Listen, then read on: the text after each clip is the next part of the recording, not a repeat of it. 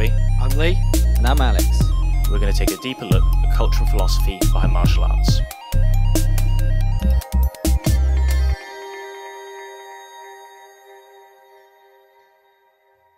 So what we want to do, let's go through from give people a bit of background about yourself.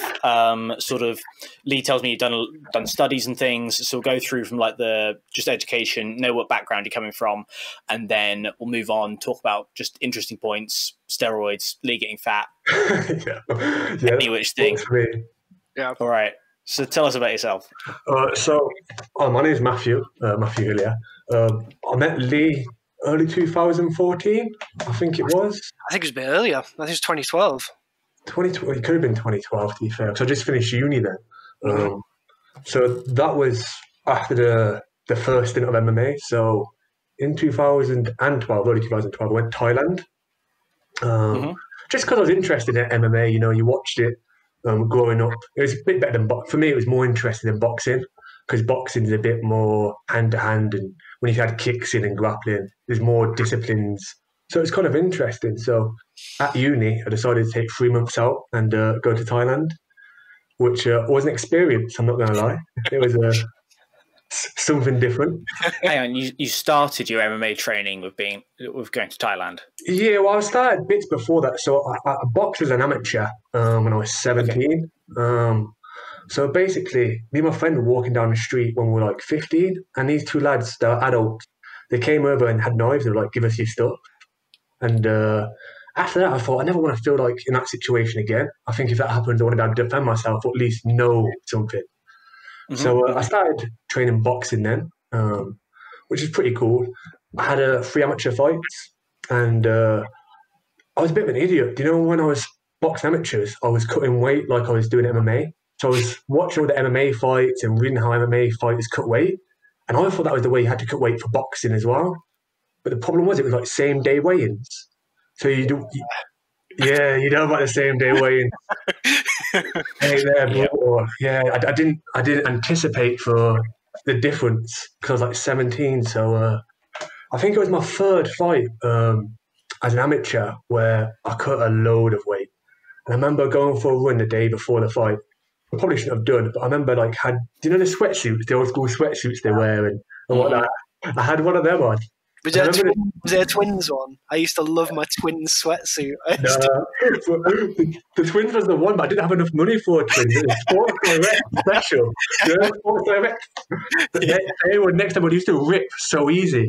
Yeah, that's just a step up from a bin bag, really, isn't it? Yeah, I used to go to the bin bag as well.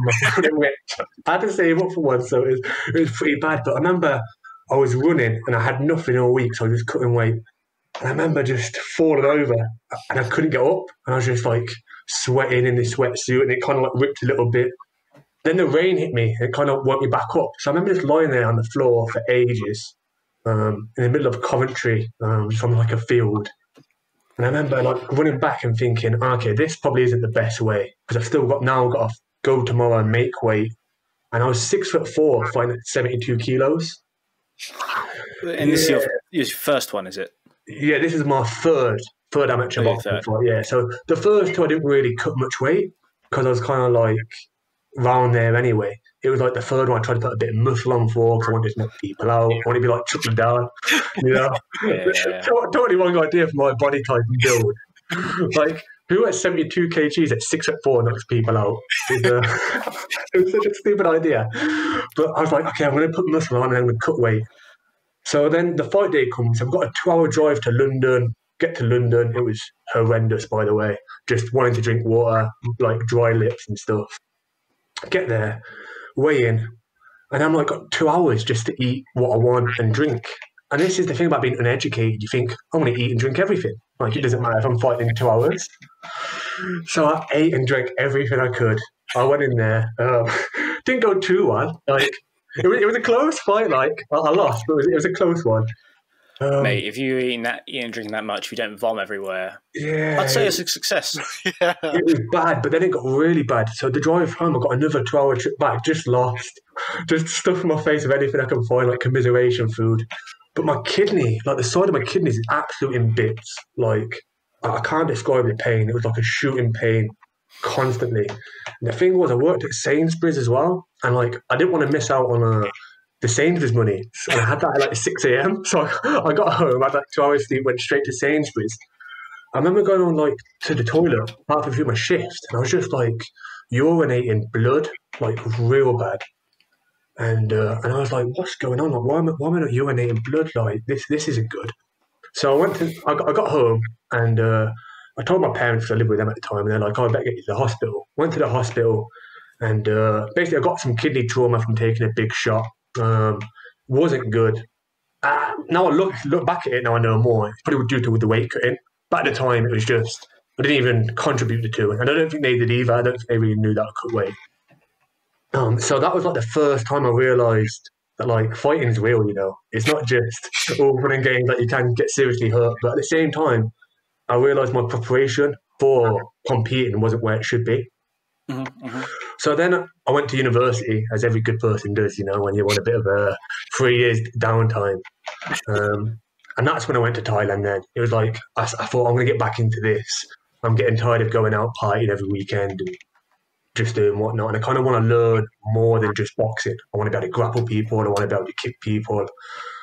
So I went to Thailand for 3 months. I stayed in Thai Muay Thai, actually on the camp, which sounds amazing, right? Living in the gym. But at the same time, at 6 a.m. when you hear, wah, wah, it's probably not the worst thing in the world. Mm-hmm. So I stayed there, had a 1 MMA fight, and then I was supposed to fight a Thai fight. But in Thailand, motorcycles are really easily accessible. And kind of fell off one of them, fractured my elbow. So for like the last month, I just chilled out. It was pretty good. So when I came back, finished you, came back, and then I carried on training. But that's when I started like researching weight cutting. So I was like, there's got to be a formula. Like, what is the optimum weight, and what could I cut to be in like the physical best shape of my life? So then I went to a place called Stoke Fight Factory. It's about an hour walk from my house. Every day I'd walk there 1 hour, 1 hour back. And they got me a fight with a guy called Graham Mealand, who was a BJJ blue belt at the time. Great guy, good fighter. I've fought him a few times now. But at the time, I was fighting him, and he's got like a big skinhead. Looked a bit like Lee, but bigger, with the same kind of skinhead look and whatnot. So I arranged to fight him. But again, the thing that let me down was the weight cut again. So this time, instead of being like cut down to 72 kg, I'm cutting down to 84 kg. But I'm like 94 kg at the time, because I've been hitting the weights, living good life. Yeah. So that's how the second like weight cut came in. So this is like the first time cutting properly. So there's a forum called Cage Warriors Forum. It was like an underground forum back in the day. Mm-hmm. And I was reading how people cut weight on there. And I was like, I can do that. Like, I can cut from 94 to 84 kg in like a week. Because how it like put out to me was, you train in your fight camp, and then the last week you cut the weight. So I was like, oh, that makes sense. So that's what I tried to do. So like the day before, I remember I was like 90 kg and I was just panicking. And I was in a salt bath. My girlfriend just pouring boiling water in the salt bath. Went absolutely terribly. Slept in a sweatsuit this time instead of running. I thought I was sleeping it. Again, weighed in. This time I was underweight. I weighed like 91 kilos, so I undercut because my scales were totally off. Mm-hmm. So then I fought again. And then at the end of the first round, he took me down in the first round and beat me up pretty bad. I remember this, when we get into the corner, and the corner's like, you're doing great, like you're doing really good, you just need to do these things. I'm like, I've just been beat up. And I look down, my feet are cramping. I'm like, oh, there's no way I'm winning this fight. I just knew. Second round go out, he takes me down, he submits me. But that's when I really thought I need to like look into weight cutting, because every time like I'm competing, I'm overcutting or undercutting. I'm taking this maybe too far or too literal. So when I came back to Coventry, I trained with Lee. That's where we met each other, and we trained for a bit, and good times. And I was in Coventry for about a year, but we weren't really doing too much. I remember we would go train, then we'd go to your house, play UFC. And it was when you had that apartment, I was proper jealous because you had that apartment where you had like, the upstairs, didn't you, where you could like walk up in the upstairs apartment. It was like a mezzanine upstairs, and we just used to sit downstairs and play Xbox all day. Yeah, it was the coolest apartment I've ever seen. I was like, I want that in my life. So we were training at Lions for a year, and there was a guy called Chamika, and he was like a doorman, and he was just like, listen, come work the doors with me. I'll get you a job. It'll be pretty good. You don't have to like work the job you're doing. You can just work the weekends with me, get good pay. So I ended up working the doors for about 7 months with him, and he taught me so much about like psychology and just general life. And then we had a talk, and it's like, well, where do you want to go with your life? What are you going to do?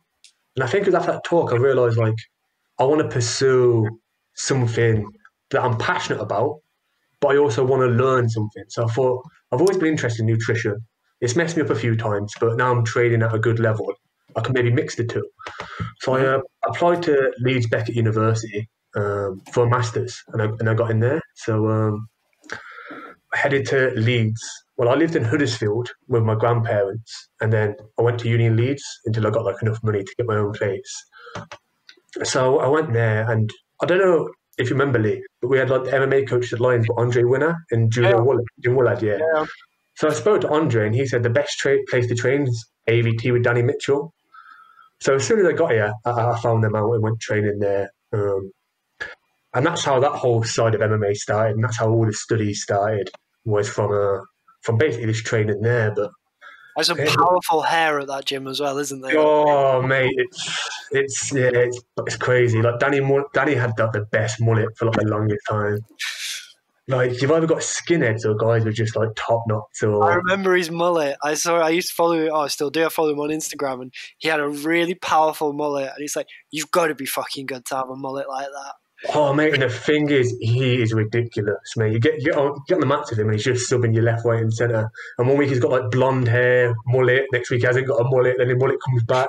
It's like his superpower. It just like comes back and goes. It's crazy.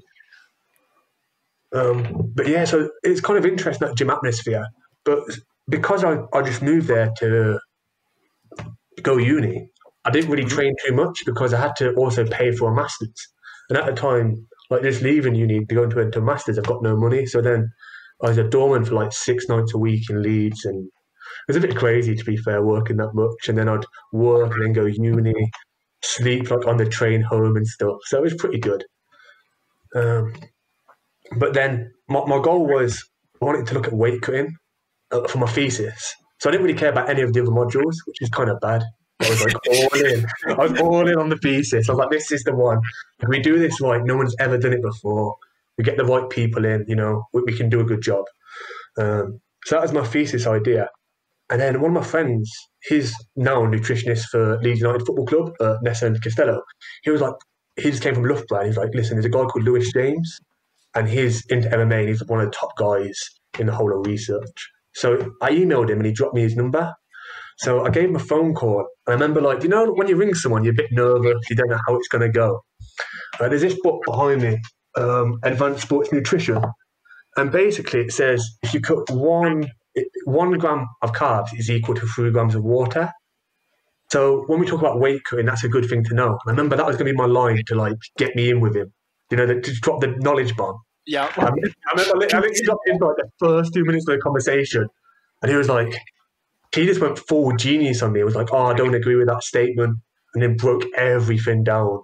And that's when I knew, like, I've got to get this guy on board. Like, that's full genius. And then from there, it escalated. So it started with my tutor, me, and him. We just put it out. We just wanted to see what people were cutting, the methods, why they were doing it, and what they were cutting. So we ended up getting like 310 participants, I think. Wow. And it's the biggest weight cutting study, I think, in the world, maybe, where people have like replied back to it. The findings were pretty interesting when it comes to cutting in general. So there's 2 periods of weight cutting. There's weight loss and there's weight cutting, right? Mm-hmm. So weight loss is gradual weight loss over like a long period of time. So say you're fighting, got a 12-week fight camp, for example. Now you can structure your camp to lose half a kilo a week. And then the final week is where you're going to cut the weight. And that's rapid weight loss. Now that's where you're going to manipulate your water to cut a big amount of weight, normally about 5% of your body fat, depending. So that's basically what the study showed, is there's two types of weight cutting, gradual and rapid, and then the different methods people were using, from like sauna, salt bath, that kind of stuff. Do you guys know much about weight cutting? I've done it terribly a few times. Yeah, welcome to my world. Welcome to my world. I still do it terribly as well. Mine was honestly, it was my Thai boxing was before training. I'd do 3 to 5 miles sauna suit, and I'd just do laps around before where the gym was. Get into the gym, train, just get as dehydrated as possible, and then it was the day of, if you was close or not close, sauna suit on, sellotape your wrists and your ankles so nothing can escape, and then skip. That's the old school Thai style, isn't it? I just skip in about bobby hat on, just skip, hood up, 2 hoodies, and skip. Weigh in. Mine was always Nando's as well. Weigh in, go straight to Nando's. And I was like, I can have loads of chips, I can have loads of salt, I can have like a full chicken to myself. And it makes you feel shit. Yeah, it's the worst. I didn't even realise as well. I was like, to the weight, I'm going to have this and this and this. But now, like, there's a whole science behind and structure behind that. This is kind of, again, bro science, but I didn't realise it was gradual. You're supposed to refuel gradually. Yeah, of course, yeah. Yeah, so I did that because I cut weight when I did my first MMA fight, I was like, I read up on it, I did loads of research. I was like, oh yeah, so salty water to start off with, you gradually have a bit of food, you ease yourself back into it so you don't shock your stomach. And the first thing that happens was there were 2 of us fighting on that day. We get off the scales, and my mate's like, do you want a Snickers? I was like, fuck yes, I do. 3 hours of just me just consuming my body weight in chocolate and bread. Then, because I'm diabetic, I had a massive amounts of problems because you can't balance the insulin because you can't digest it fast enough. Yes, of course. Sorted it as best I could, went to sleep for 3 hours, woke up and just thought woke up and somehow felt okay the next day. You felt good? Yeah, I felt fine in the end. I mean, it probably helped that, like, I had to start sorting out my insulin so that then, like, when someone hands you Snickers and you're starving, I'm like, I've got to eat it. When I'm there, like, just like juggling injections and like thinking about how not to kill myself, then I started being a bit more sensible and not eating anymore, which meant I had time to digest it. And by the next day, it was all right. Yeah, and you've got the insulin to help you out, I guess. So it's not so bad. That's not a bad shout. Next time I'll quit wait and want to eat food, I'll just take some insulin and I'll be all right. So what did your study find in terms of, as somebody now who kind of understands it to a kind of great degree, what works? What's the best way to do it? What's the best way to do it? Oh man, there's a whole structure behind it. So there's a guy called Riyadh. He works for the UFC Institute of Sport in Shanghai, and he released a whole ebook on it, which is good. So there's no one way fits all.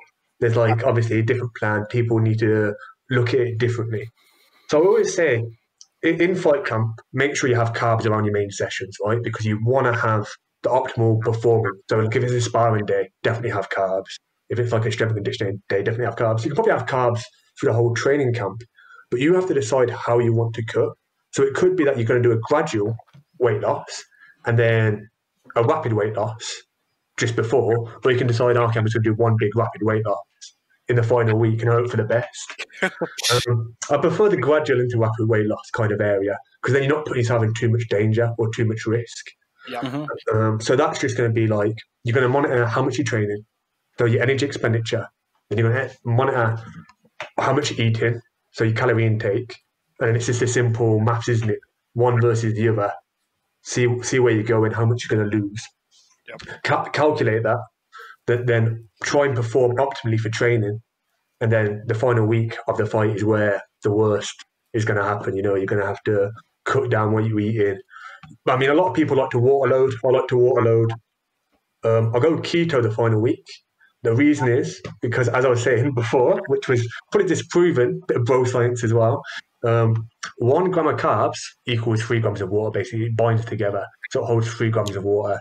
There's 700 grams in the body of carbs, well, it turns to glycogen, which holds water. So about 2.1 kg excess weight that you can get rid of just by cutting your carbohydrates down. So you get rid of the 2.1 kg of water plus the 700 grams of carbs. Kind of drops about 2.5 kg. It depends person dependable. For me, it drops about 2.5 kilograms when I cut weight. Mm-hmm. So that's the first thing I would do. You can then water load. Now this is not for the faint-hearted, especially if you've got a job where you drive a lot, which is not good. So there's a few different ways to water load. The most common is 12 liters. So like five days out or like 7 days out. Depends how you do it. The one I've always followed and seen was the 7 days out, and then you kind of taper off. Yes, yeah. So you do 12, 10, 8, 6, then nothing. Yeah. Okay, and the reason you do that is because you have a hormone called vasopressin. That's what they've been finding in the recent studies. And what that does is it makes your body think you've had the same amount of water as you have the day before. So you keep urinating even when you've got no water, when you're not intaking any water. So your body keeps urinating anyway, thinking it has water. So it's kind of tricking the body. It's pretty cool. So that's another way to lose weight. Again, you're looking about 2 to 3 kilos, depending. Some people are less, some people more. For me, it's always about like 2 to 3. And then if you've got any excess weight, the day before the weigh-ins, some people don't like to eat. Some people just like to fast. I think that's going to be like, when you're weighing after fasting, then you're going to try and eat. Your body's going to be a mess from the dehydration plus not eating. So I like to eat some like egg whites, something small to get in the body, but nothing that's going to put weight on me. Yeah. Nothing that's going to... You're not having a full English, but you've got to have something to kind of get you going. Yeah, keep the body going. At least you've got energy going in. I wonder about salt in that case, because salt and sort of simple sugar, that seems like something that's immediately going to make you hold on to water. Is that something you cut out just before, or does that... Yeah, so sodium, so salt's basically mostly sodium, and sodium, is something that makes you hold on to water. So you do try and cut sodium out completely. Well, I do anyway. But there's different methods of doing it. So you try and go like the day before. So you go like keto week, low salt diet, and then day before weigh-in, have like a little something in the morning. Maybe it would be like you can even maybe get away with a protein bar. Some people go for like a protein bar or whatnot, which is fine. You just want energy to get through the day. Mm-hmm. And then most people salt bath the morning of the fight.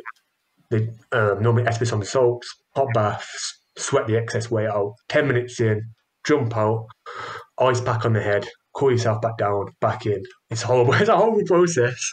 But is it worth the weight advantage? And that's the question. But so then you weigh in, and then it changes totally now.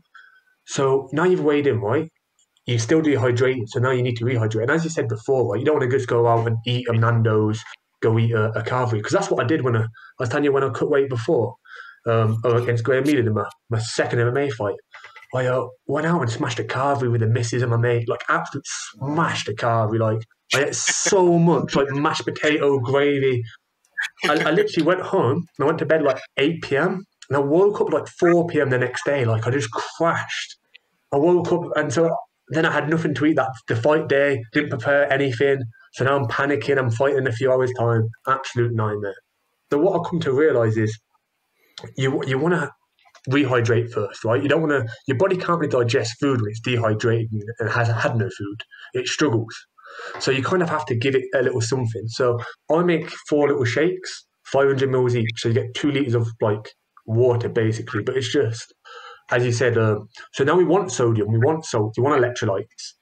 So we have like water mixed with a bit of dialyte, maybe a bit of Lucasade in there.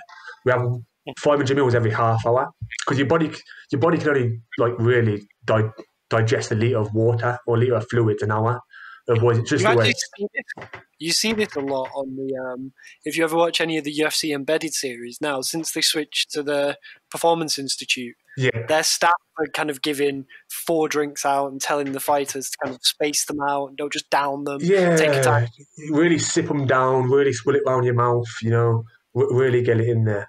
The head of the UFC Institute in China is a guy called Reid Riyadh, and he's just like a genius when it comes to this stuff. Like he did the same studies I did, but he did it before me, and it was more like interviews and stuff. So the UFC is at a level now where they've got the best guys in that know the best stuff.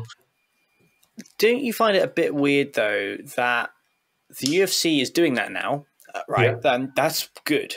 But the UFC is absolute top of the game, and just say that we're seeing it now on Embedded, that they're spreading them out, and like you're talking about it here, and like obviously, sure you know a lot, but you're not like employed by the UFC to provide nutrition for fighters.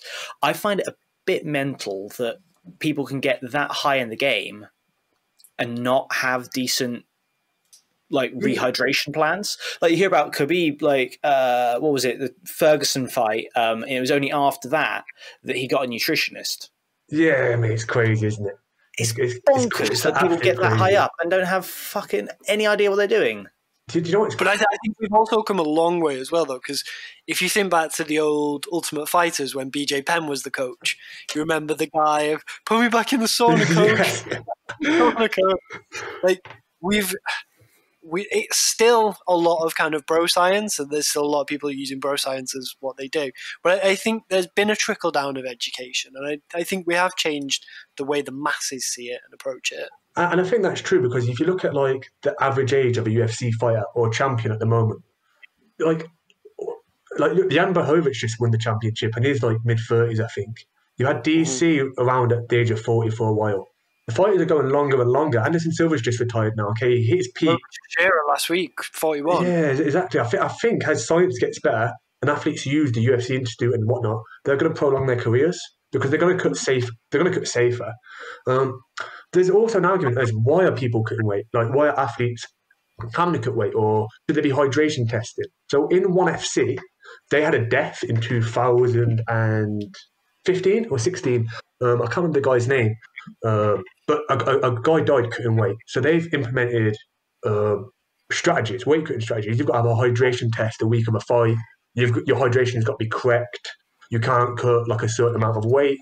That's why Ben Askren fought middleweight for ONE FC, and then when he came to the UFC, dropped down and took a few beatings at welterweight. Two bad beatings. Yeah, super necessary. Yeah, I like Ben Askren, so it's a weird one when it comes to that, and there's no real obligation for the UFC to implement more weight classes or more strategies to combat it, like hydration testing. You say no.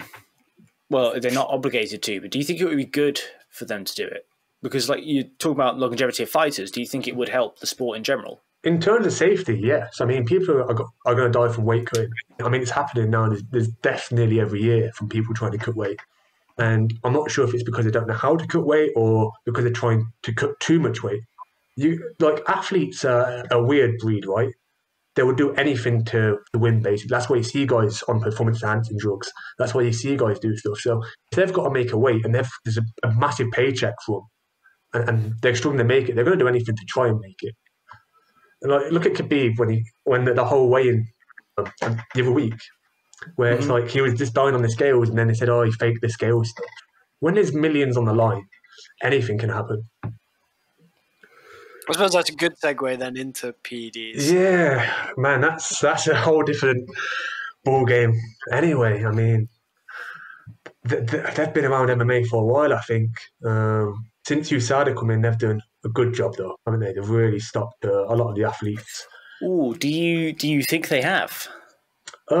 Yes and no. Yes and no. I think that when fighters are earning millions, the same way, let's take cycling, for instance, because the first big scandal was Lance Armstrong, wasn't it? Yeah. And they argued he's not on it. He's not on it for years. And he was on EPO. And everyone kind of knew that, but there's no test for EPO. So they had to freeze his blood and catch him 10 years later. Right? He had a guy under him called Dr. Ferrari. And he was doing everyone. He was literally doing everyone. And he knew that there was no test.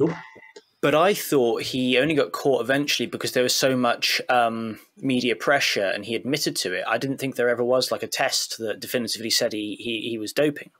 I thought VADA got him. Yeah, from what I understand, he came out before he got caught because they were going to catch him because they freeze samples. Okay. So the Olympics keep your samples for like 20 years. Yeah, they have like a vault and then it's sealed and then you have a sample A, a sample B. I actually worked for UK Anti-Doping for a bit, just to see what the process was like. That was a bit weird, to be honest with you, and I can see how people can manipulate the system, for sure. And you got to think, when the people that are getting paid to make the tests to find EPO and whatnot are getting paid thousands, and people like Dr. Ferrari getting paid millions, there's always going to be people cheating. There's always the incentive to cheat, and then when you have more money than the body that's chasing you, you can always try and be one step ahead. And successful for the most part. The only thing that makes me think about USADA at the moment, though, is that okay, so I do think they have caught more people, but I just don't know if there's evidence to say that they're catching everyone or not everyone, or it's so impossible to know how many people are actually cheating. There's no evidence for it. Yeah. I always wonder how successful USADA actually are. What's interesting now is they've stopped like releasing who's getting popped, and that's a big one. It's the same with Premiership football. So in the UK we have UCAD, UK Anti-Doping, right? And they run everything. They do the UFC here. They go do tests there. They test footballers. Now, if a footballer gets tested, it's not released to the press. They just say, oh, he's injured, and he goes away for 3 to 6 months with an injury, does his 3 to 6 months, comes back from his injury, and now he's fine. And I think the UFC are implementing that too, where if a fighter doesn't fight for a bit, he's injured, but he might have got caught down the line. But I think there's also drugs that athletes can take that tests aren't up to. So there's like a drug that came around a few years ago called SAMS, and it's just... and then from there, you've got Osterine and whatnot. And not many people knew about it. I mean, Jim Wallhead, he got popped for Osterine, which is a SARMs, but that was from a contaminated substance. Mm-hmm. But no one even knew what really SARMs were. And then you've got to then make a test for that. Right? So we're going to get more drugs come through that people don't know about that have got to be made tests for. Like the Beijing Olympics was the biggest scandal in the world. They called it the EPO Olympics because pretty much every athlete in like the track and field theories was on EPO, they reckon. That's what they said about the Tour de France, didn't they? They said during the night nobody slept. Everybody was on stationary bikes. Yeah, because they want their blood to clot. And they just had to keep going so they didn't drop dead. Yeah, that's the extreme though, isn't it? That's the extreme. But then when you're the peak of your sport, like you said, there's millions on the line, or you're competing for an Olympic gold medal, you're going to take that risk. So you said, as athletes, you get the kind of outliers, the risk takers. Yes, you do. You really do. So there's a question called the Goldman's question. I'm going to butcher it because it's been a while since I looked at it. But there was a study on Olympic athletes that said there's 4 different types of Goldman's question, but the main one is you can win an Olympic gold medal, but you would die in 5 years. And I can't remember the percentage, but it was quite a big percentage that said they would willingly die if they win a gold medal. Wow. That's pretty groundbreaking for me. That kind of makes me question my intentions as an athlete. You know? Yeah. Do you know what? I can hear Dana White in the background going, "How much do you really want it?" I mean, there's rumours that the UFC are going to do away with USADA once that contract's over. Luke Thomas was on Joe Rogan recently, and he was kind of arguing that its success has been like non-existent. People are they've gone low-hanging fruit and they've popped people, because you always will. But most people who are savvy enough to it are still getting away with it, and they're still doing kind of whatever they want. Well, that's just the thing, isn't it? Because you don't know what they don't know. We're only informed about what USADA tell us. USADA can only tell us what they know, and there might be any number of things that they're not telling us at all. Do you know what I mean? There's no way to know how many of the people they're not catching. And I think it's pretty obvious fact that you said when a new drug came around, you have to make a test for it. The drugs are always going to be ahead of the testing by years. I don't know how long it takes to put together a test, but they're always going to be ahead. And because you're reactive, you're kind of it's just coming after it. And because there's more money going into a drug than there is for the test of a drug. Because an athlete's going to invest millions into a doctor or a pharmacologist that knows their stuff, and the testing is only going to get hundreds of thousands, if that, to work on a test. Do you know what? Even if you boil it down to like really simple things in the UK, the legal highs kind of craze phenomenon a few years ago, was everybody kind of for a little bit was doing meow meow, which was like legal whatever, and then that morphed into something else once they like criminalized that strand of it. So the people who made it just changed a few molecules, re-released it, and again that cycle continued. It's the same thing of, oh, these are the parameters where I can't do it, so I'll find a new set of parameters where I can.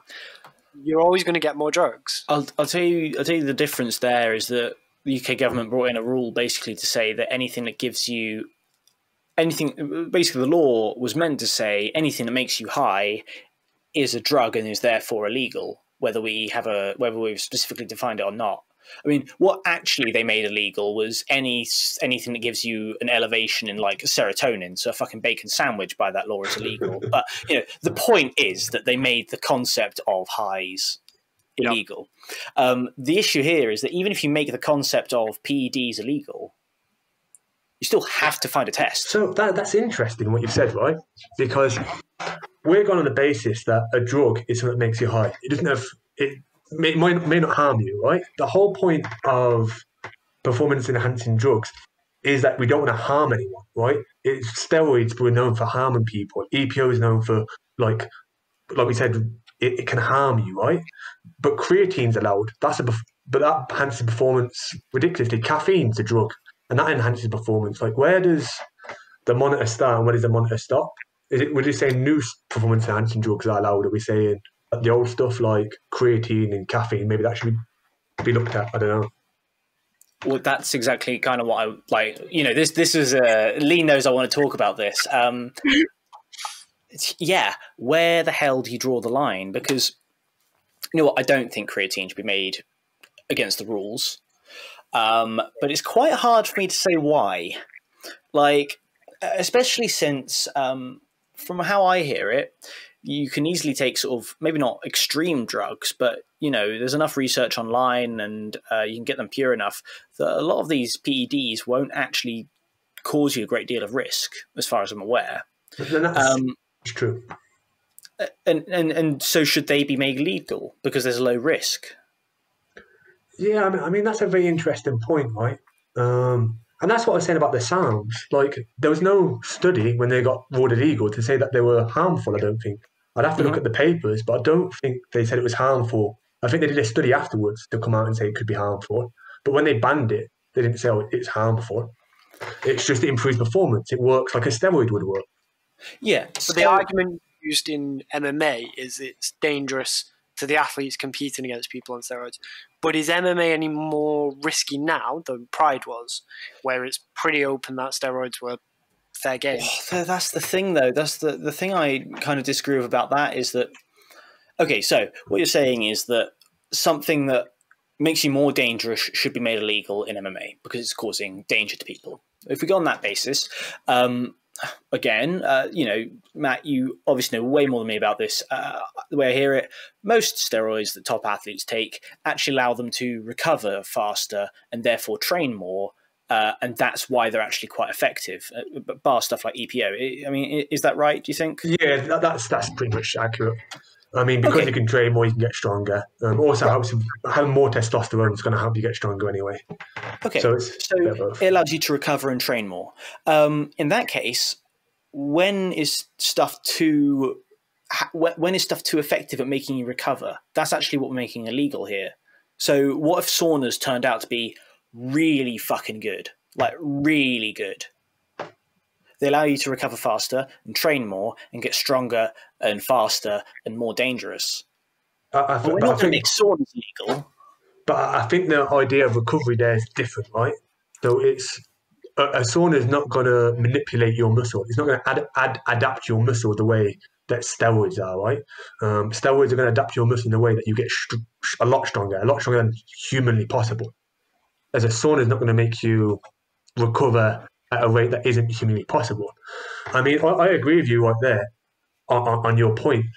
It's just that, is taking steroids dangerous to you as a person as well? Is it going to damage your liver? Is it going to damage your kidneys? That's why people inject instead of taking orally, right? Because if you take orally, it's going to destroy your liver. As if you inject, it goes straight to the bloodstream, and then you get it going. But I do agree with your point. There needs to be a standardized, like, Do you know, like, there's like a spectrum, isn't there? And we don't know where it's going. Like, they're saying this is illegal, but then you can take creatine, but creatine can boost your like performance ridiculously. So can caffeine. And is the argument that what you said around beyond humanely possible? Is there a thing of naturally your testosterone levels can sit between X and Y, and actually if you go full TRT Vitor Belfort, you're like 300 times what you're so I think how they test it is they do blood. They test it on testosterone level, or they used to test it on testosterone level, and then work out the average testosterone is this, and then you're taking this. So I think Alistair Overeem was like 12 times the testosterone level. I think Sheryl Sanders was only just above it, and he said, well, I should be naturally above. I'm an athlete anyway. Obviously, he was taking loads of stuff, he admits that, but his whole line was, I should be above. I'm an athlete anyway. I should produce more testosterone. It was like, you know, the runner that was is a woman, but they want to ban her because she's beaten everyone because her testosterone levels are way above. Yes, I was just thinking this. So, like, what do you do there? Because she's not on drugs. Yeah, they can't. She's not popped it, and naturally more testosterone. You know what? Like, I find that argument kind of weird because, all right, fine, Alistair Overeem, 12 times the normal level. That is insane. But like, the other guy is right. I mean, where do we draw the line then that you're too genetically advantaged? Because the whole point is that these people are genetically advantaged. That's why they're the top of the game. It's not just skill and stuff like that. It's about them having, you know, better genes, more testosterone in their body. So it like in that case, where do we draw the line that you could, like, is there a point where a guy could have too much natural testosterone and we just ban him from competition? I mean, that's an interesting one, isn't it? It's a very interesting one. I mean, it could be possible, especially the way like evolution works, and as we are as people, you don't know how further down the line it could be before that kind of stuff manipulates and whatnot. So I don't know, to be honest with you. And what's that gene manipulating tool? You heard about this, like CRISPR or something they call it, CRISPR. Oh, okay. No, I've not heard about this. CRISPR's it's a gene editing tool. Not allowed to use it on humans, of course, but you know, got to wonder if some countries might be. Yeah. What happens if 30 years down the line, a CRISPR baby who's been genetically modified just grows up with 5 times the level of testosterone? Do we just ban them? Yeah, that's a good point. Imagine having like 5 times the level of testosterone would have health implications anyway. Of course, I think it would take a lot of editing, but then you could end up with like soldiers if you could really edit it that way. You could end up with like a whole army base, couldn't you? Really?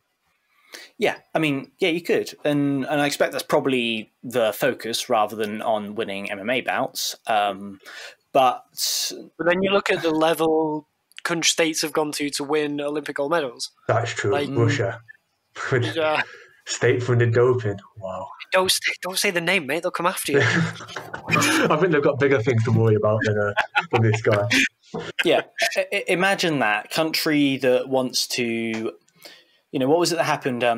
Russia won a lot of gold medals. Putin got a huge approval rating, and then immediately invaded like Crimea afterwards. It's essentially the cause for events, right? Imagine that countries start holding in their back pocket these super athletes that they've just like hidden away.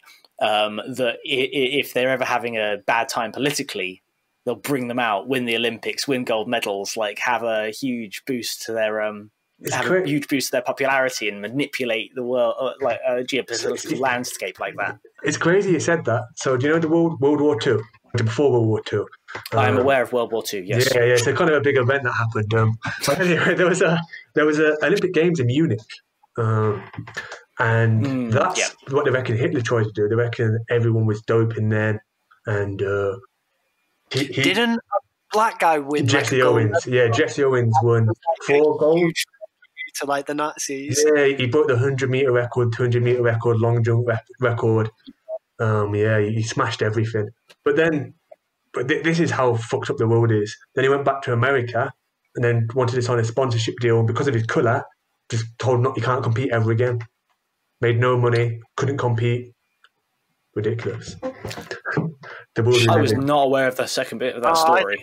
Yeah, I knew that. It's bad. So I think in 2010 or something, they inducted him into the Hall of Fame, but he's like long past as a poor guy with nothing, even though he won like 4 Olympic golds and shit, and he like should have been celebrated. Yeah, man, and like the middle of the thing up to the Nazis and stuff. And, yeah, but again, what we're saying is how people use sports to manipulate politics, world agendas, and it does happen.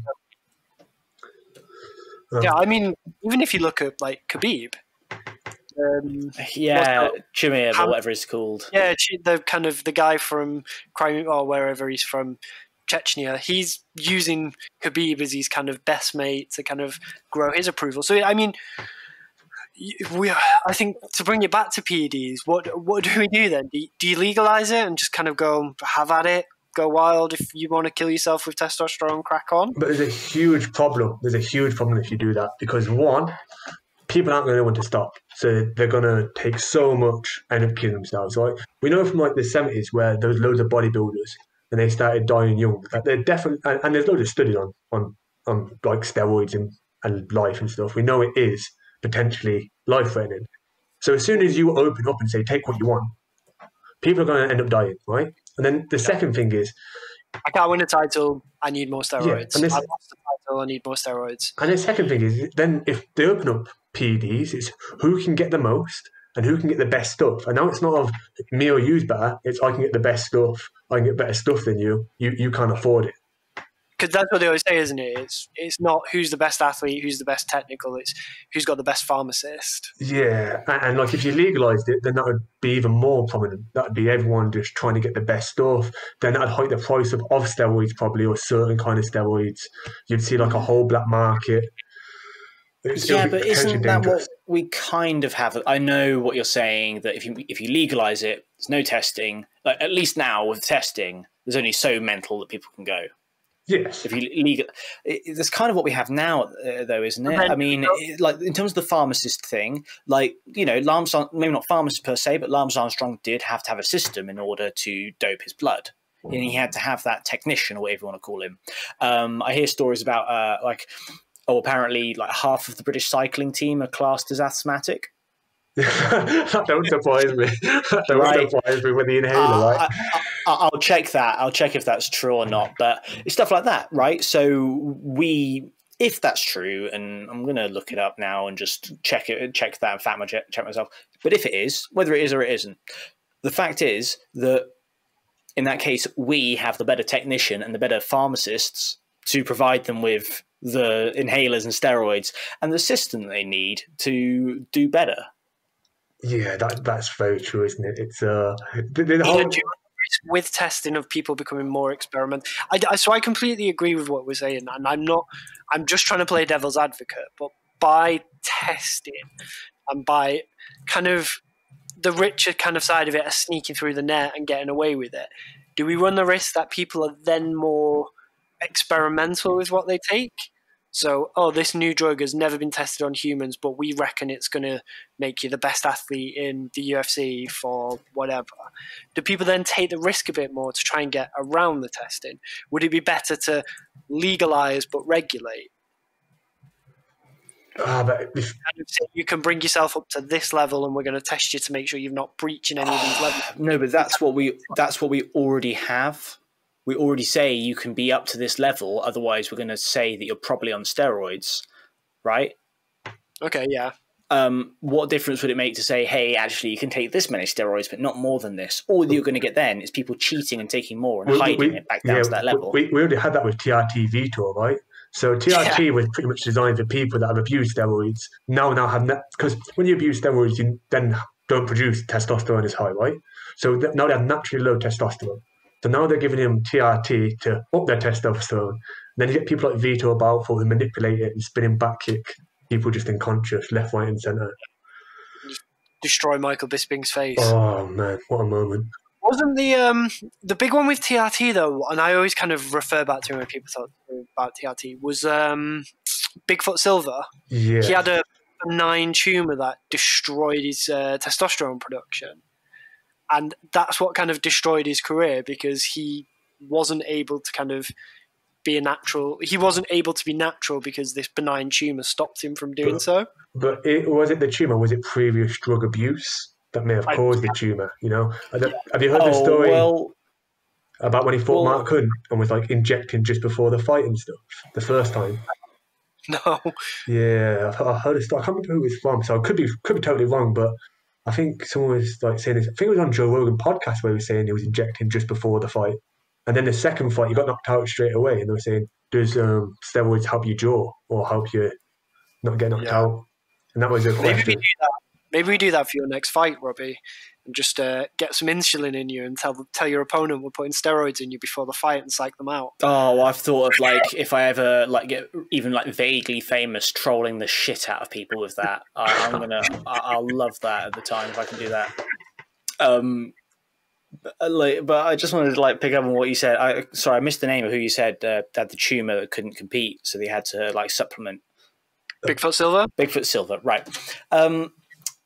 Okay, so I find it kind of weird then that well, actually, maybe it fits in line that we're saying that runner who's got too high testosterone levels like has to be banned.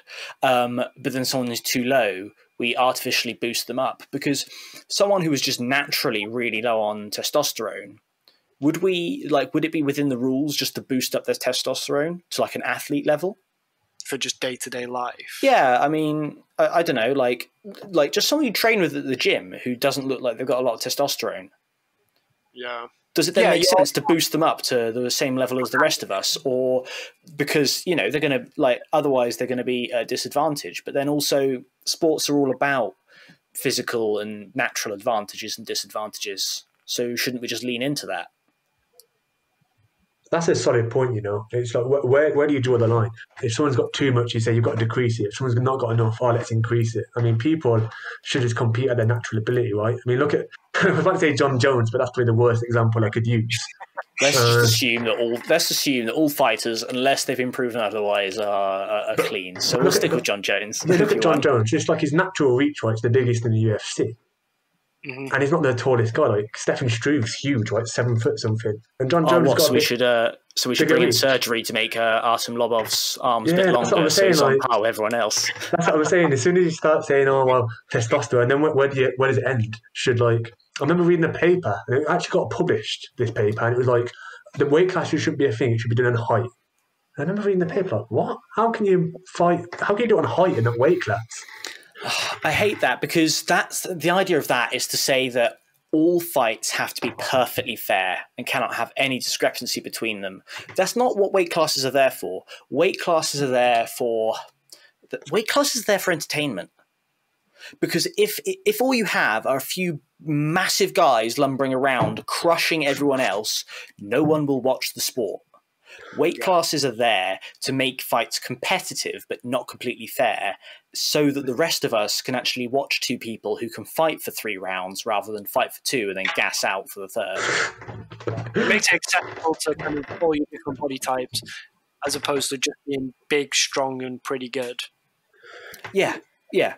Mighty Mouse wouldn't have a career if it was based on kind of no weight category. Yeah, and let's not kid ourselves. We're not watching MMA to find out exactly who is the best absolute fighter at all, because otherwise we would only watch the heavyweight division. We're watching it for entertainment reasons and to find out who's the most skilled fighter, perhaps. But not even that. Like, it's still to do with physicality. It's still to do with athleticism. We're not watching it purely for who's the absolute best, because otherwise we'd just watch Stipe. Or someone. Or John Jones. Or John Jones. I don't know. Out there. But there's only going to be a few that we watch. That's not what weight classes are there for, so we shouldn't have height classes as well. That's nonsense. High classes is dumb. Yeah, so when I read that paper, I was like, that don't make sense. I do think the best way to regulate it is weight class, but I do think that people will always manipulate weight as well. It's like performance-enhancing drugs. There was a paper saying that it's very similar. If some guy can cut 10 kg and some guy can cut 5 kg, then he rehydrates, then he eats well, and he carbs loads back up, and now he's 10 kg heavier, and then he's fighting a guy that's rehydrated 5 kg back up. He's got a 5 kilogram advantage. That's huge. Yeah. And it's always you're always looking for a competitive advantage, and it's not always steroids. I can weight cut better, or I can train a bit better, or I have the best training partners. You're then going to kind of say, oh, you can't train with those people because they're better than his training partners. Like, everybody looks for a competitive advantage where you can. That's why you seek out the best gyms and the best training partners. You can't draw the line. There has to be a competitive advantage because naturally in life, I am not the same person as an NFL athlete. They are just different genetically. Yeah, of course. Like, we're not trying to make all fights perfectly fair. Otherwise, every fight we'd ever watch is a complete draw. Yeah. We've kind of got off of the steroids and the weight cutting bit. We've just got on to complaining about the stupid idea of height classes now. But that's a dumb idea. Yeah. But we needed to on that, saying how dumb it was. But I think it is interesting, right? Because all we're speaking about is not really height advantage or whatnot. We're speaking about advantages in general in mixed martial arts, right? And advantages that we can take. So Lee said we can go to different gyms. That's totally fine. We go to different gyms, we train different people, we get better that way. Other people are going to look at different ways to get advantages, and then be like, okay, I'm gonna take some steroids. I'm gonna improve myself that way. Won't tell anyone under the cuff. No one's going to know. Some people are like altitude, things like altitude. But some people are going to do stuff that's safe, and some people are going to do stuff that isn't safe, right? So we know that weight cutting isn't safe. There's been deaths from that. One of the things my study showed was there's a thing called relatively energy deficient syndrome, right? That wasn't really, that's kind of like a new thing of the last 10 years. Before, we only found it in females called the female athlete triad, because we can see if they miss periods or whatnot. And what we know is when we cut weight, a lot of bad things happen. And it happens over a long time. And that's where they reckon that MMA athletes are yo-yo dieters. They're going to cut weight, do 12 weeks perfect, and then they're going to go eat everything. 12 weeks perfect, go eat everything, right? We know that's not good for us. So there's another manipulation that people can do. And that's the hard problem, right? There's so many manipulations that people can do that are kind of like in the grey area. So steroids definitely banned, performance and drugs definitely legal. Weight cutting's in a grey area where it can be a huge benefit. But it can have huge detrimental factors to you. There's people right now that have like kidney stones and kidney problems because of it. So it's a weird situation. Yeah, I mean, I think it depends on where the environment is, whether I'm like, okay, that's an okay advantage to take, or that one's not. Like, I don't have anything morally against people taking steroids in general. I think if you're not competing, you can take them. And if you were competing in Pride when you knew that everyone else was, it wasn't a problem because it was a level playing field, or as level as it was going to be, at least with relation to steroids. My problem is when people take them when everyone else isn't. Yes. Like my problem with steroids is not with steroids themselves, because I'm not convinced about how safe or not safe they are. My problem with steroids is that it's meant to be illegal, so don't fucking cheat, for the same reason that you don't stick your fingers in other people's eyes. Exactly right. Exactly. Right. But it does bring up the fact then, I mean, jiu-jitsu is notorious for being riddled with steroids because there's no money, no reason to test people, and in some competitions it might even be allowed to take steroids, or at least not technically against the rules. It's kind of weird then, like, especially in the ones where, well, at least in the ones where it's not allowed, but they just don't test for it, because we kind of know that everyone's on it. So it almost gets back to like Pride levels, where it's kind of like, well, it's not really cheating, is it? Like, if I know that there's sort of a way to bend the rules that everyone else is doing, and then I do it, I'm not going to feel that guilty for it. Yeah, I understand. Like when you see two fighters and they fight and they both test positive. Yeah, I'd be like, well, just let them fight then. Just let them fight, right? Kind of, or if they're both grabbing each other's gloves, I'm like, well, let's just pretend that the rules were that you could grab the inside of the gloves. They're both doing it. It's fair. It's a fair fight. So every groin shot should be met with an equal groin shot. But then what ends up happening is that in those competitions where it is illegal, but it's not tested, that means that you've got people who are obeying the rules at a disadvantage and people who aren't obeying the rules at an advantage, but there's no risk to them. And in those places, I kind of think they should just say, just make it legal. Yeah, it's like just have MMA. at it. It's like, so the study we did on anti-doping, we just sent out a questionnaire, validate questionnaire, right? And it was just a load of questions about drug taking, drug use, would you do it, how many people would you think are doing it, who's your main influencer if you were to do it, that kind of stuff. But one of the big things that came out was not many people get tested, right? You fight amateurs, don't get tested. You fight pro, don't get tested. Until you're in the UFC, until you hit the big time, that's when you get tested. There's a lot of fighters that I think that use performance-enhancing drugs till they get to the UFC, come off it in the UFC, take a beating, end up back in the minor ranks. I mean, like, I couldn't think of anyone, but I could not fault that at all. I mean, how could it be any other way? Unless you're just a lot of the guy. I mean, I'm not saying you can't compete at a high level naturally. I think you can. Like, I don't think that, you know, I think that sometimes, like, maybe the strongest man in the world, like, I don't think all of them are on steroids, but I bet some of them are. Yeah, 100%. Right? 100%. But, you know, unless you're one of those guys who just does it for moral reasons, because you're like, it's against the rules, so I should, you know, I should stick to those rules. Yeah. That's the only thing that's stopping you. I kind of think that if you've got no way to impose a rule and no way to enforce it, you probably shouldn't have the rule. Yeah, I mean, it's an interesting one because they kind of are trying to enforce it and trying to get like integrity of sport, but at the same time, you're going to get people who try and always manipulate it. Yeah, because the incentives are always there too.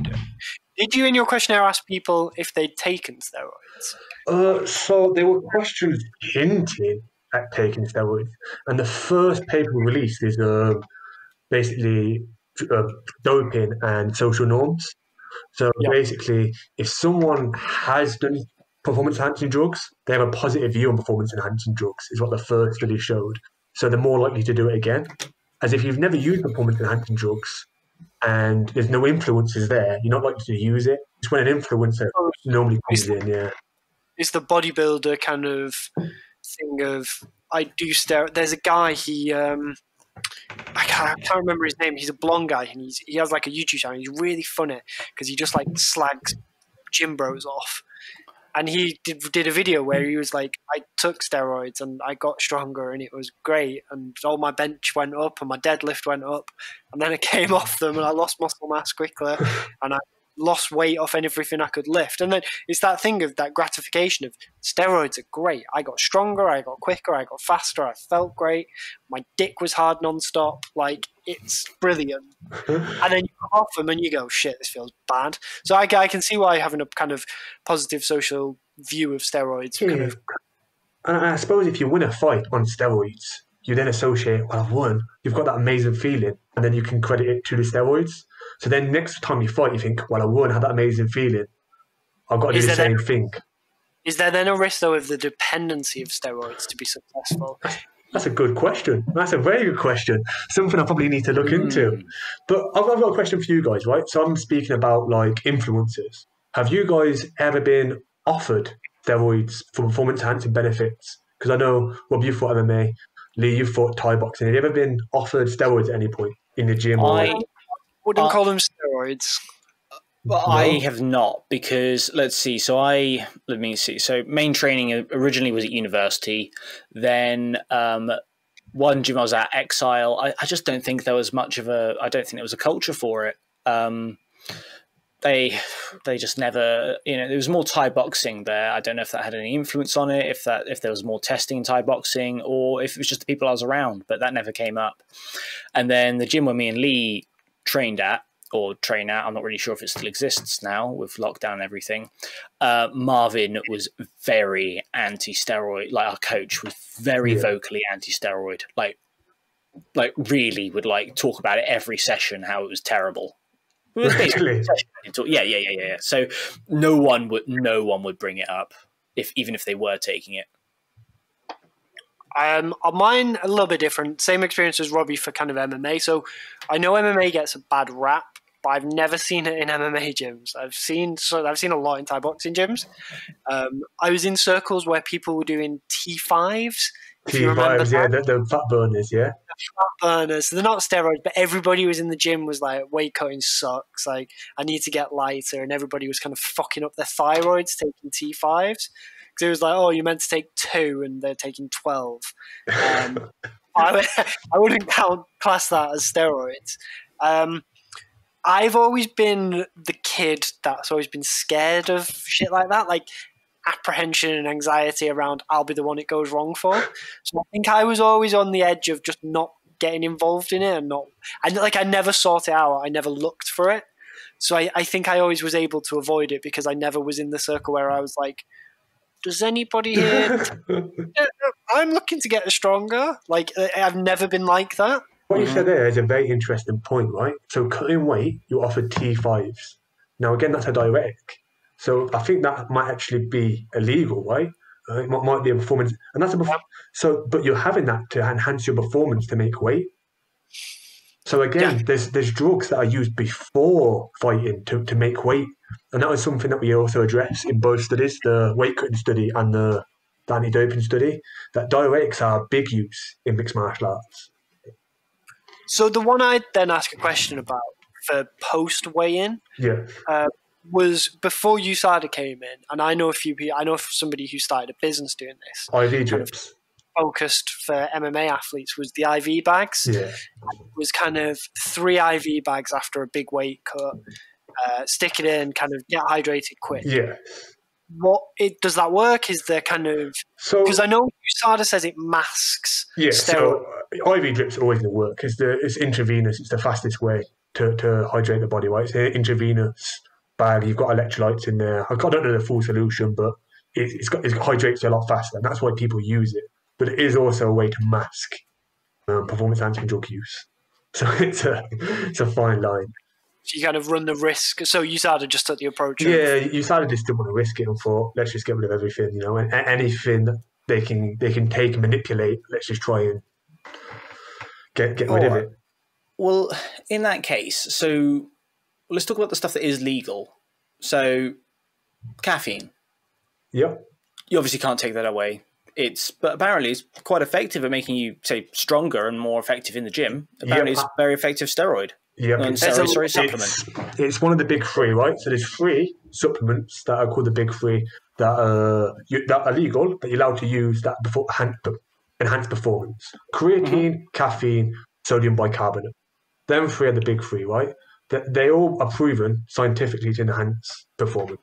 Now, sodium bicarbonate. Yeah, sodium bicarb. Don't take too much though, because you will end up shitting yourself, basically. I thought it might be it. That's normally what happens with any of these legal things. You end up just shitting yourself if you take too much. It's the hard life, eh? It's the hard life. But I felt that with bulletproof coffee when everybody was buzzing off that and nearly shit my pants. Yeah, did you? Did you go full MCT? In and everything. Big on the coconut oil and MCT oil and nearly shit my pants. All right. Sorry, Matty. You're going to say about caffeine. I'm just thinking about fucking bulletproof coffee and shit myself now. I've had a close experience too, mate. I'm with you. So I was saying about sodium bicarb. So the first study of a master's study was we took this girl. She was a Greek girl. She was a 10K winner, and she did 10K baseline, and then we did a week where it was either placebo or sodium bicarb. Then the next week, placebo or sodium bicarb, right? And we've seen that on the sodium bicarb, she ran a 10K time a lot faster. RP rates, which is like how she perceives exertion, how she feels, was a lot lower. So we know that sodium bicarb does help cardiovascular activity. Wow. But again, you also might shit yourself. So you've got to kind of like make... There's a fight. Yeah, it's like, with creatine, there's reactors and non-reactors. I think it's the same with sodium bicarb. There's shitters and there's non-shitters. I don't think it works like that, but it's something like that. You exactly, you don't. Creatine, right? We know that's going to help you gain muscle. It's going to make you a lot stronger. So what one of the guys said to me, one of the main nutritionists, he was saying, listen, there's studies that show Iranian wrestlers take creatine after they weigh in, and they just creatine load after weigh in, right? Just 3 grams, 5-6 times, and their weight, their performance and power to weight ratio goes through the roof. So they don't have it pre-build up; they just have it after weigh in. I always thought that was an interesting one, but we know that creatine does naturally help your body, and we know there's R responders and non-responders. Caffeine is obviously you want caffeine. So they said optimum dose is 3 to 6 milligrams per kilogram of body weight an hour before competition. That's like, so you got to think of body weights, right? So for me, that's 2 cups of coffee. For Lee, at your 96 kilos or whatever you are, that's probably like 2.5. Down. Yeah, that's probably the same as me too then, right? And we know that gives you anaerobic and a mild aerobic benefit. But also, they reckon mental capacity makes you think a lot more. The guy that did my study, or helped me with my study, Lewis James, he's one of the main guys at Loughborough. He did a study that shows that you can become tolerant to caffeine. So you kind of want to cycle on and off. Oh. Yeah, so it's very interesting. The more we research things, the more we know. All right. So we've got these. Said about caffeine, they track what your level of caffeine is the week of fight week, so you're not kind of dosing up on caffeine. So you can't go to the ring like fucked up on caffeine. Who's this? USADA. Are they? Make sure your caffeine levels are beyond. So you can fight now and kind of have the metabolites of weed in your system. Yeah. They track the caffeine as well to make sure you're not kind of like, I don't know, yeah, man. Mate, too much caffeine is mental. So I wanted to do a study. So I'm a fighter, but I'm also a scientist, right? So I want to do N=1 study, number of participants, 1. And I try and do studies on myself. So I did the beetroot study, right? So beetroot juice enhances nitrate, means you get better cardiovascular. I find that worked for me. I find in the fight camp, I take beetroot juice shots, and I find it enhances my cardio through the roof. But I wanted to try caffeine at like a big dose before a fight. So I got these caffeine tablets. So you should never do this, right? You should never try something the day of a fight, right? Especially when it's physical combat. So my thing was, before training, I want carbohydrates and caffeine. So I'd normally have a coffee or an energy drink and some Jaffa cakes, right? And then before a fight, so the fight came and I was like, I'm going to try something a bit different. I'm going to try my normal energy drink plus caffeine tablets. So I took the caffeine tablets, I took the energy drink, and I thought I was fighting like later on the show, like bout 14, 15, because that's what I normally fight. They're like, oh, you're bout number 3. And I've literally just necked this kind of monster. I'm like, oh, no. Absolute no way. And I'm buzzing off my tits. Like, it was weird. It was so weird. I go out there, and in the first round I kick him, and I think I broke my foot. He beats me up for 2 more rounds. I win a dodgy decision. I mean, I probably did win, but there's a 50-50. I go back to the locker room. I'm just sick everywhere. Just sick all on the floor everywhere. I'm just lying down, just having caffeine sweat. So I've learnt my lesson there. Don't overdose on caffeine. Okay. It's interesting you said about creatine. I didn't realize there were creatine like responders and non-responders. I thought it was just kind of a given that it was going to work. Yeah, I mean, because your body naturally makes creatine. You get creatine from food, right? So you get from red meats and stuff. So some people just have naturally high creatine, so the creatine doesn't affect them. Some people have low creatine. Added creatine obviously helps. Yeah, so that's kind of what I wanted to wonder about. I mean, do you think that creatine... It's quite hard to say that creatine should be illegal because it is actually a supplement. Like, yeah, but it's in food as well. That's the argument. Yeah, exactly. So it's a supplement rather than something completely alien that you're taking. It's it's like salt. Like you could take extra salt, but you're going to eat salt. It's something natural that happens. Yeah. Tyranobol. I don't think I'm going to bite into an apple and get a good dose of Tyranobol from it. No, that's true. That's true. Pictogram. I'm from John Jones out here. I mean, that's the argument for testosterone, isn't it? Your body makes it naturally, and then you're adding more testosterone to what your body's naturally making. It can't get any more from anywhere else. Oh, sure, but I think the difference there is that just because is why. just because it's not the thing that I'm actually taking doesn't mean it's like it's like acid. Acid, what it does is it releases like lots of serotonin. Okay, Yeah. I think, or dopamine. I get mixed up. It's a hormone that your body creates naturally.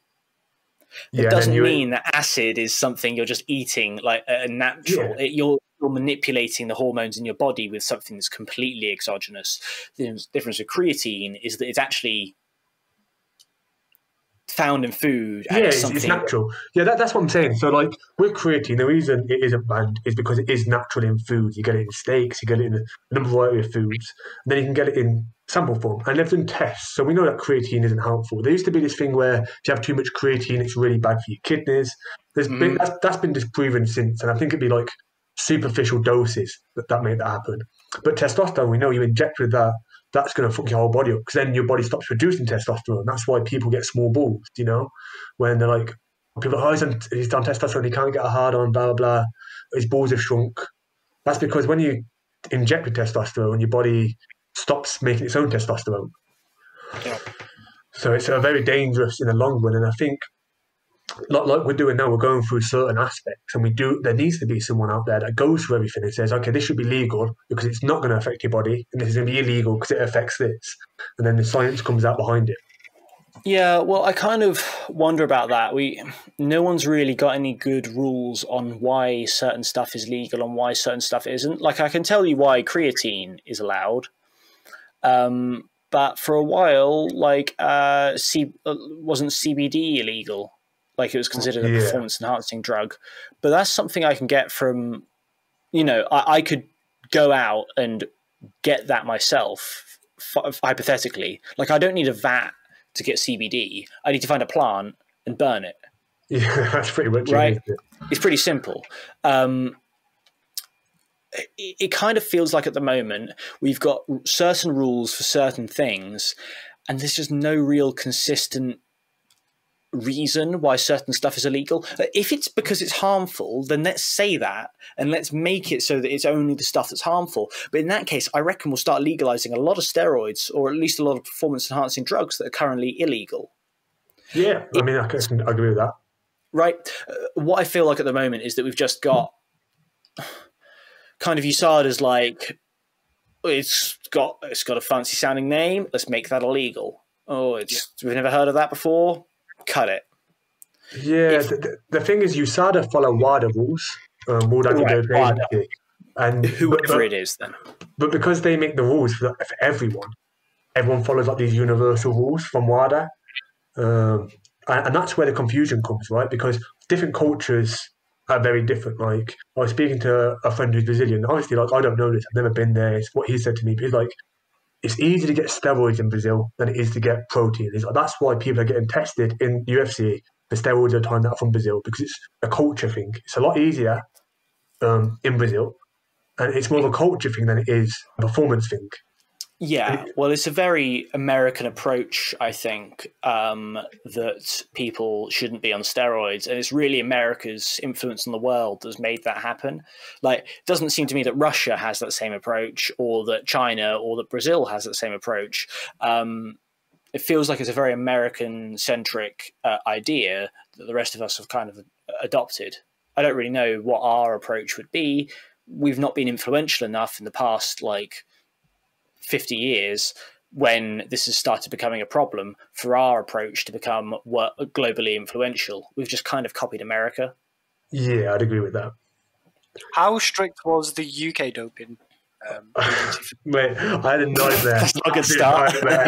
Absolute nightmare. So I thought, okay, I'm doing like anti-doping studies. I went to Cyprus anti-doping, and I went with a guy called Michael Petru, the president, and absolute great time. Learned so much about doping and had a real good time. I thought, I'll come back and I'll keep it going, right? So I go and I thought, I'll just be a tester, right? Just go, do it every few weeks, get a little paycheck, get to go out, get to meet some cool people. So the trainings in Manchester goes really well, your neck of the woods. Really enjoyable. We have a good time and whatnot. And then they were telling us in the induction, they're like, we've had problems before. So, for example, Tyson Fury, right? He had 2 years off, didn't he? And it was to do with mental health issues. Well, technically, he got popped for steroids, for performance-enhancing drugs, right? But what he did was he fought it in the court, and he's got more money than the whole of UK Anti-Doping's got. Yeah. So in the end, they had to throw the whole case out because they couldn't afford it. It was costing them too much money. The same thing happens in the banking world with money laundering. Yeah. If you're a big enough company, if you can keep it in the courts long enough, they can't prosecute you because it's too expensive. That's what I mean. It's so flawed. Even when I worked for the NHS, that was the biggest flawed thing I've ever seen in my life. But I'll go back to the anti-doping before we get onto the dirty corruption that is everywhere. So I did the training, whatnot. They told us about the Tyson Fury thing, real good and really into it. And then it's my first day, right? And they said, it's your first day, you're not going to do anything, you're just going to shadow, you're going to watch. So I'm not going to say where I went or what I did, because obviously for eventuality reasons. So, but I walk up this place, I'm going to tell you it's a football club. I walk up there, and the guys are talking, they're like, oh, we've got to test this guy, and he's like an Eastern European guy, and he's like the main player for them. And they're like, oh, he's a proper prick him. And I'm thinking, I'm shadowing. So like I'm not too fussed. I mean, I'm just going to watch. And then they're like, yeah, no one wants him. And then the head guy goes, oh, you're new. You like we're going to trust you. We're going to put you with him. I'm like, I'm shadowing. Like I'm prepared. It's my first time. I've only done training. Like I can't remember it's been like 3 months since the training because of all the time it takes to get CRB checked. I forgot everything, mate. So I'm like, this ain't good. This really ain't good. So I was thinking, like, how bad's that? Like, it's my first time. They know this guy is a prick. He actually turned out to be a massive ballon, but a nice guy at the same time. Like I can understand why he's annoying. So I went over to him and said, oh, mate, I'm from UK Anti-Doping. I'm here to give you a test. And he's like, I fucking hate you. And I'm like, what? He's like, I fucking hate you. And I'm like, oh, mate, it's my first day, mate. Like, don't hate me. And then it was proper sound. He's like, oh, listen, you don't understand that anti-doping ruins our whole day. He's like, I've got a business meeting later, but now I can't go because I've got to wait here. I've got to try and piss. Now you're making me nervous. I can't piss and all this nonsense. So that was the first one. Absolute horrible, such a long time. Then we chatted to the guy who was okay in the end, but it wasn't so bad. But the second time I went to another football club, and we're there again, and I thought I'd be shadowing again. No, you're in the thick of it. You've got that guy. So as soon as they pick your guy, you've got to stay with him. But I was like following this other guy because like who's also a tester, because like he was like more senior than me. He knew what he was doing, and his guy was next to my guy. So the two guys left the room, and I'm thinking like, surely you should follow him. He's like, nah, it's fine, don't worry. And then the head guy goes, where have your guys gone? And we're like, oh, they've gone out there. And then it's an invalid test, right? Because you can't not see where they've gone. Their whereabouts, and they've not gone the Tyson thing. They've got the fake. So this was the big thing. They just pretended like nothing happened. They're like, no, don't worry about it. Just go follow them. Pretend like nothing happened. And I'm like, wow. Yeah, I'm like, well, that's against the rules, man. Like, so after that, I was like, oh, okay, I'm pretty much done. I don't want to do it anymore. You know what I mean? You treated me like I'm not worthy, and then you're breaking the rules anyway. Yeah. So if the people who are upholding the rules have kind of getting lax with it, well, that's funny because they just can't even be bothered. Yeah, and then it's like you go back to training and stuff, and the guys there at training are spot on, nice as pie, straight to it. They test. My 2 times testing were like ridiculously bad experiences, and I was like, yeah, there's just no point in me even bothering, because what happens is like the demographic of testers are like ex-policemen.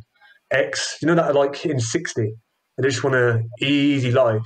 As I was like this, they want to kind of get a bit of money, live the easy life. Yeah, and I'm like some young buck that was just like trying to do studies on these guys, trying to see what's going on. Yeah. And they kind of like treat me like a child. I'm like, yeah, it's not really worth it, to be fair. It's not really worth going out there. So that was an interesting experience. So that's why like now I'm doing like this doping study. I kind of see it from both angles, like how we've had this discussion today about like performance enhancing drugs and the mindset of an athlete. It's very interesting, but then you've got to think of like the mindset of like the organizations that are testing this, that can, like we said, be manipulated by money. Mm-hmm. As the USADA, they have UFC behind them, so the athletes probably don't have as much to go on. Maybe big athletes like John Jones hid under a ring and got away with it. Not that. That's not the big one for me. The big one was the Daniel Cormier fight, where they moved it to a different part of California. Yeah. And they moved it like 2 weeks into the future because he couldn't fight in Vegas because he'd popped. Yeah, he went Cali, didn't they? But California had let him fight, and then they wouldn't let USADA publish what they was doing until after the fight had happened. Oh, I forgot about that. Yeah, and then you guys make so much money off John Jones that you do not give an actual fuck. UFC 200 Brock Lesnar. Yeah. Mark spent a fortune in the courts trying to sue them and get money for it because they actively knew he was top hot, but they needed him on UFC 200. Yeah, man, it's corruption's everywhere, isn't it? Especially when there's money involved. Shout out for UFC 200. I bet heavy on Brock Lesnar and won a fair bit of money. Did you bet heavy on Big B? Oh, I rate it.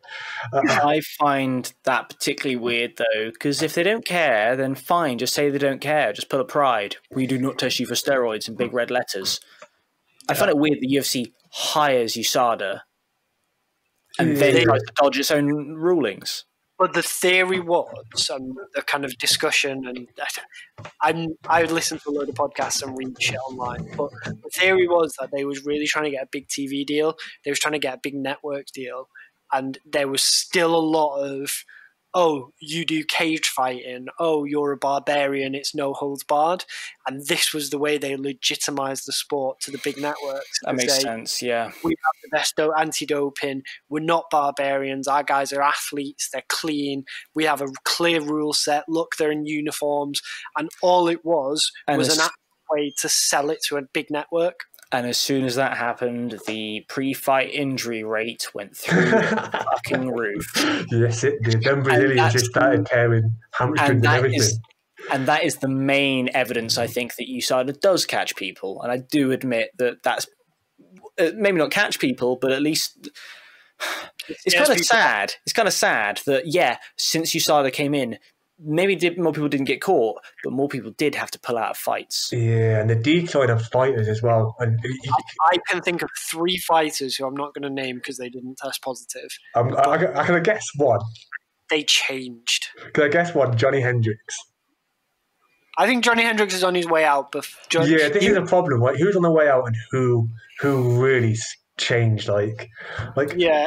He got a lot of shit, and I think he was on the decline as USADA came in. I'll text you who I think afterwards. I like it. I think that there are so many fighters who you see fall off a fucking cliff. I actually don't think that Johnny Hendricks has got a lot of evidence that he was taking steroids. Look at Carlos Condit. I don't think Carlos Condit was ever taking steroids. But since that bloody Robbie Lawler fight... Yeah. What the hell happened? Or Chris Weidman, or Luke Rockhold. They've all just... crumbled at one point. Not to be like the cliche, but time is the greatest equalizer. Yeah, that's very true. Yeah, and it's not just a slow decline though. It feels like after you hit that precipice, it's just rushing downhill. I just think that's what happened to Johnny Hendricks. Maybe he was on drugs, but I have no evidence that he was. I'd always think Johnny Hendricks needed more help on a weight cut than he did for training. He was a big chunky boy, and he needed to get down in weight. And I think it's more to do with he struggled with the weight, and people was like, oh, he's a bit doughy at welterweight, and it's it's just a big strong dude. I think I give Johnny Hendricks a bit of slack. I just think he was getting older. Yeah, I mean, it was a rapid decline though. I mean, he just came off the JSP, absolutely annihilated him, won it, and then lost that decision, then fought Robbie Lawler once, then fought him again. And then it was after that second. But again, it's all speculation. It could happen to anyone. And again, Carlos Condit had a fucking barn burner with Robbie Lawler. And what's happened to him since? Oh, he won his last fight, didn't he? He's fighting yeah. I mean, eventually, if you fight enough, if you fight enough times, you'll lose, and if you fight enough times, you'll win. But it got announced today, and it's a fucking sick fight. Carlos Condit's fighting Matt Brown. He's going to get a great fight. No way. Condit's going to bang Matt Brown. I'll tell you now. He beat the fuck out of Court McGee in that last fight too. He looked good. He had 2 years off, come back, look fresh, nice new trim. I remember his entrance music was pretty good as well. I'm sold. Natural born killer. Guys, we are now 1 hour 44 minutes. I don't know how much of that we're going to have to cut out for us faffing around with the recording, but I think it's going to start getting a bit intimidating for people to listen to, even as it is. So we might want to wrap it up here. Yeah, we probably should disclaimer as well. We've probably threw a few facts out there that we kind of like think we know, but we don't know, if you know what I mean. I looked up the cycling thing. 40% of the British cycling team before the 2004 Olympics had asthma. 40%. And the fact that they're linked to Britain, like it's actually the Olympic team, that's crazy. Yeah. I mean, they are. I am going through the article. There is some information. They are saying athletes are far more prone to asthma-related problems because of the environments they're exposed to, conditions required for the sport, blah, blah, blah. And I'm not saying that they are all faking it. I'm just saying it kind of looks a bit fishy. So I cut this from the podcast because it's the waffle at the end. But I've got a friend who played rugby at quite a high level, and he was saying that a majority of high rugby players are premature babies. Really? Because if you're ridiculously premature, they give the baby human growth hormone to help them grow outside of the womb. So he was saying that a lot of rugby players are born really premature and have been given human growth hormone as a baby and then have grown into superfood athletes. That did not surprise me. And this ties in again to the CRISPR thing. Yeah. And should you elevate someone's hormones because they're too low? We can't get into this again. We need to wrap up the podcast. Disclaimers. We basically know none of the facts that we said here today. We're not sure they're facts. We're all speculating. I don't really know what a disclaimer has to have. It's fine. I get it. If you're thinking of suing us, we said allegedly. Yeah, don't quote me on anything. We hope you enjoyed that episode. If you did, please consider subscribing to the podcast and checking us out on YouTube, Facebook and Instagram under the name Combat Thoughts. We'll see you next time.